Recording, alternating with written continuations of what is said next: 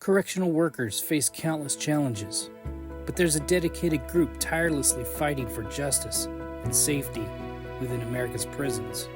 Voices of Joe, an advocacy group that emerged in response to the tragic deaths of 3 federal correctional officers at the hands of inmates, are advocating for correctional officer safety and accountability of inmates. What you're about to hear is the heartbreaking stories told by families left behind. These stories serve as a testament of their ongoing struggles to have their loved ones' sacrifices acknowledged and the fight within the system that would rather move on. Hi, my name is Terry Rivera. I'm the mother of Correctional Officer Jose V. Rivera. Hi, my name is Angelica Rosell. I'm Jose V. Rivera's sister. My brother served his country. He served his community. Jose liked to go swimming, fishing. His favorite baseball was Oakland A's. And in his spare time, he liked to be with the family. He was a very happy person.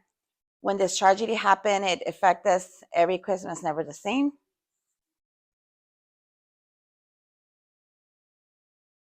Mother's Day, birthdays, and our family has grown. He never got to meet his nephew, nieces, and be with us.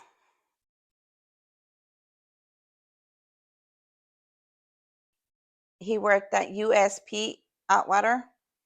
On June 20th, 2008, I got a call from his girlfriend saying that something had happened to him.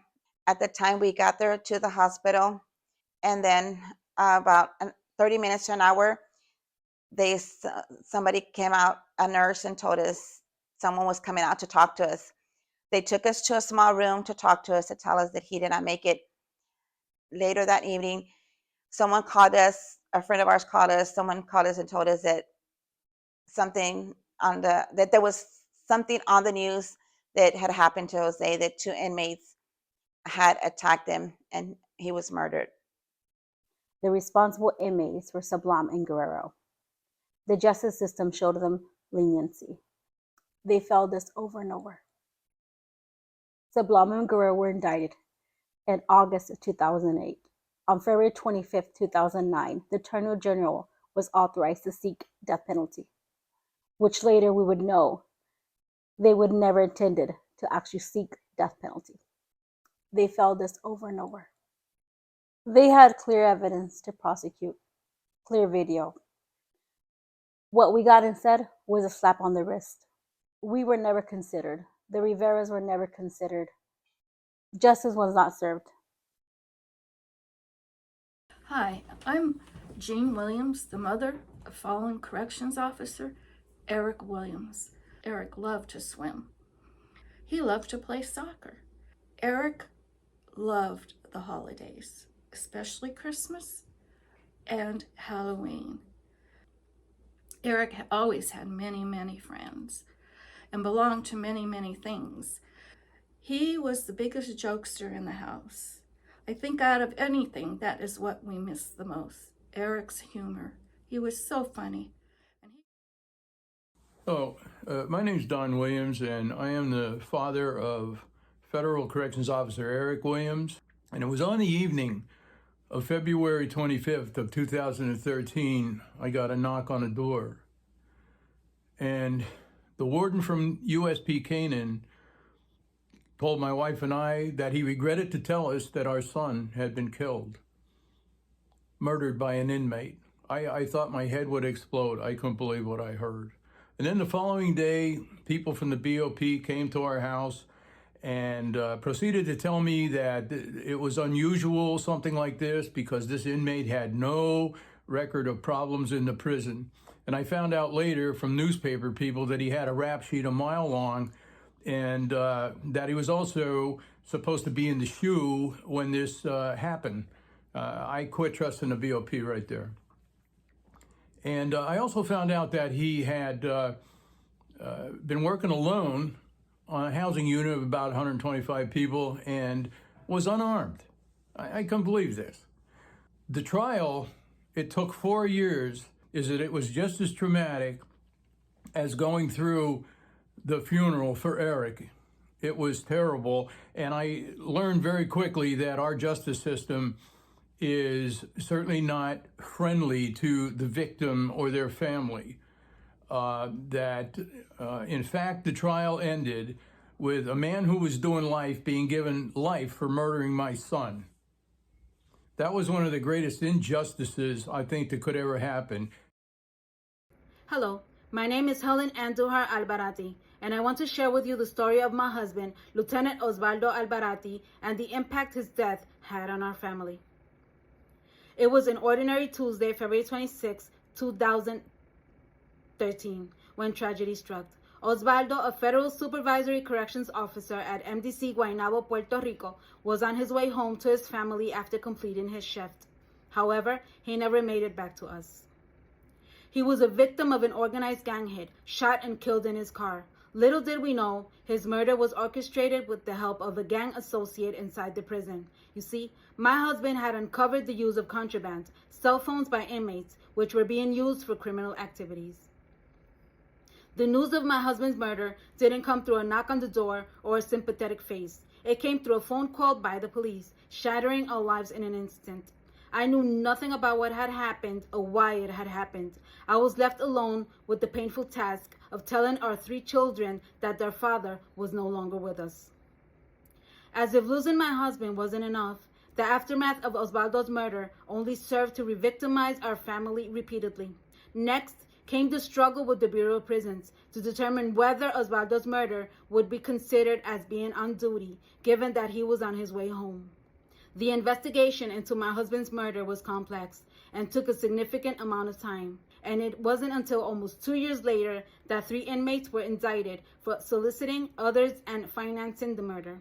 I can't help but feel that all of this could have been avoided if the warden at Guaynabo at that time had listened to the warnings and reports my husband had given him. Finally, in October of 2019, over 6 years after Osvaldo's murder, one of the perpetrators, Oscar Martinez Hernandez, received a life sentence for killing my husband. 8 other participants received lesser sentences because they pleaded guilty. Though I believe that those responsible for Osvaldo's murder received sentences that truly matched the severity of their actions, no, I don't. After Osvaldo's death, I found solace and purpose in joining members of the Council of Prison Locals on their legislative events in Washington, D.C. It was there that I met the families of fallen officers Eric Williams and Jose Rivera. Together, we united in our efforts to advocate for safety legislation to protect the well-being of federal corrections officers. This association, through tragedy, eventually led to the formation of the group called Voices of Joe. Voices of Joe, driven by grief and desire for change. Together, they educate and advocate for officer safety and inmate accountability, even in the face of numerous obstacles within the prison system and lawmakers in Washington, D.C. I'm going to tell you a little bit about how Voices Joe got started. We've been going around with the union reps for quite a while, lobbying in D.C. and, trying to get some bills passed like the pepper spray and the gun locker. And I noticed that sometimes they had some troubles getting into offices to meet with some of the staffers. But as soon as they found out that some of these family members going around with the union folks were the parents and spouse of the murdered officers, we were invited right in and we were given the utmost attention. So I thought, well, I'm going to make this work for us. And so out of that idea was born Voices of Joe, which is an acronym for Jose, Osvaldo, and Eric. We started this organization around the end of 2015. I started doing something called holding roundtables, where we would invite media, television. We would have legislative representatives, sometimes the legislators themselves, and we would discuss the issues of pepper spray and about the gun lockers and a lot of the other needs that were going on in the Bureau of Prisons at that time. And we finally held one of them on Capitol Hill itself. And it was interesting because just a few weeks after we had that roundtable in the Capitol, the pepper spray bill was passed and made into law. We continued our lobbying, we continued our roundtables a year later, and with the help of Helen Albarati, the gun locker bill was passed. Since that time, we've been involved had some influence in the stab vests, in the man-down radios. We've also gotten pepper spray into a number of state penitentiaries and into local jails. We've had bills passed for police. We continued our efforts beyond our initial just going to DC and trying to help out. We have changed our tactics somewhat ever since the pandemic. We now have the advent of our satellite groups, which are there are 10 of them throughout the whole country. In the western regions, the southern regions, in the north, and in New England, and obviously in Pennsylvania and Ohio.